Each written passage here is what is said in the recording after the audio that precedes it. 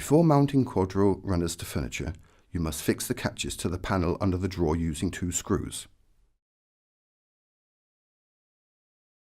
If no pre-drilled hole line is provided in the piece of furniture, you can now mark the positions for drilling the holes.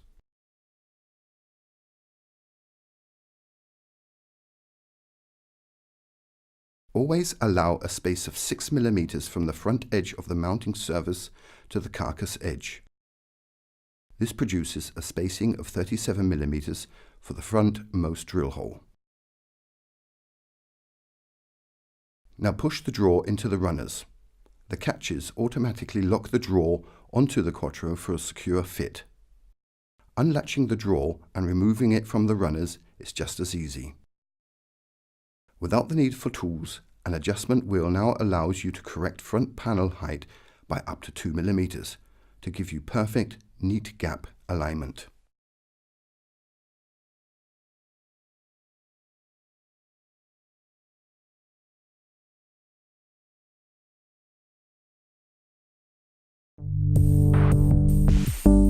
Thank you.